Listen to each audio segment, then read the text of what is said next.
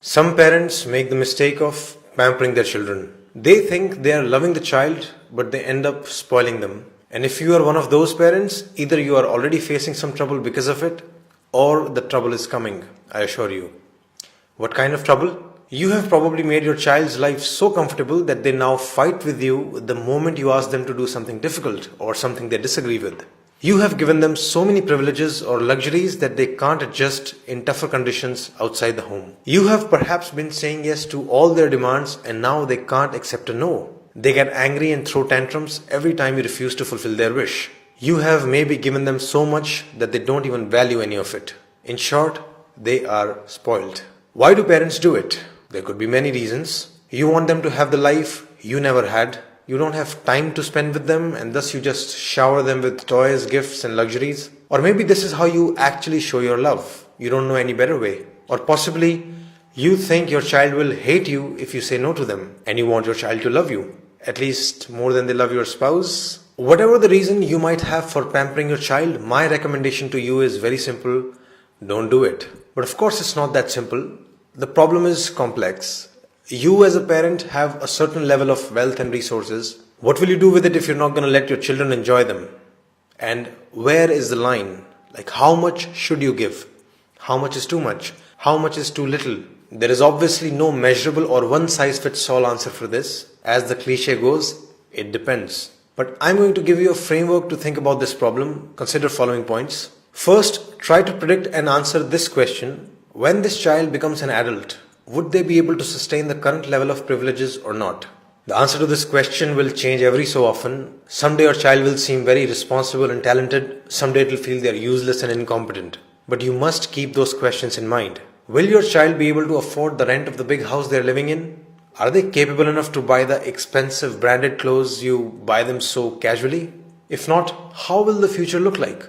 How long will you keep giving these privileges? Ultimately, you will have to cut them off. Ultimately, you will have to make them independent, right? So why not start a little earlier? Why not start today? This brings us to the second point. You must, from the beginning, create a balance of responsibility versus privileges in the house. Responsibilities in childhood mostly include schoolwork and house chores.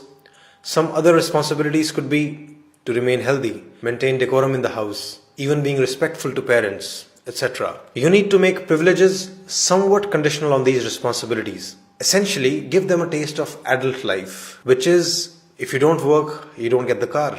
Third, ask another question to yourself. Are you giving them resources for their growth or for their pleasure?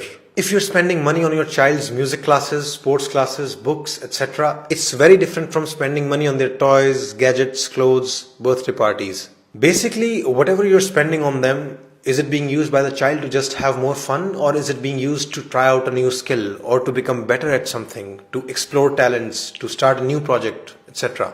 The problem would begin when you start spending excessively on their fun without proportionately spending on their talents and growth.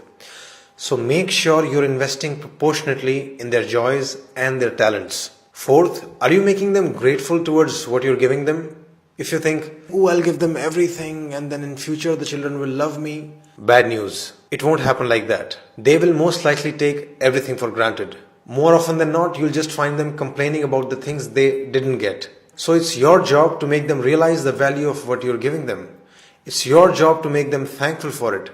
It's your job to tell them that millions and billions of people probably don't have the same privileges. They must realize the value of everything you're giving them for free.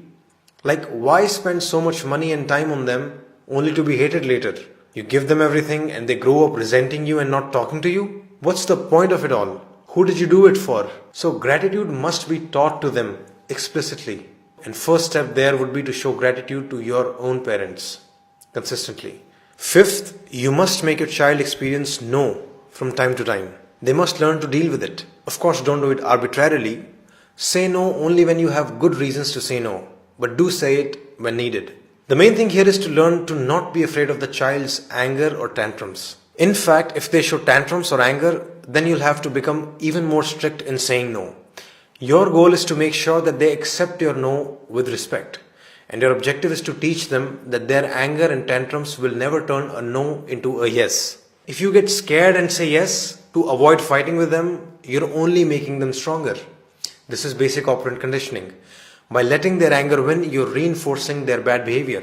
In fact, if they show bad behavior, you need to not only stand your ground and stay firm, but you can even go on to cut additional privileges. Say no to something else as well, just as a lesson to them. As a parent, you must strive to have the authority to say no and still be respected. Finally, follow the cliche because it's very true. Your time is the best gift. Children need your time, your love, your care. That's really the biggest gift.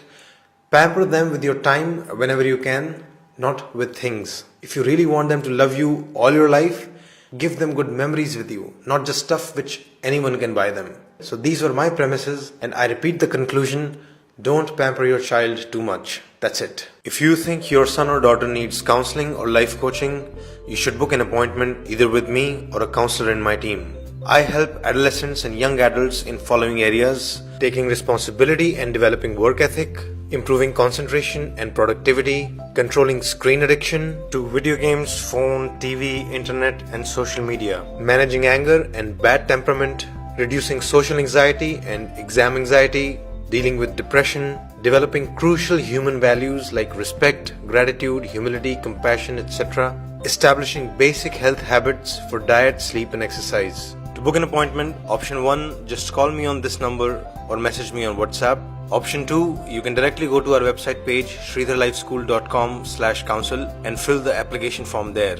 To invite me to your school or corporate organization for counseling seminars or to set up a long-term counseling contract, email me at sridarlifeschool@gmail.com or WhatsApp on this number.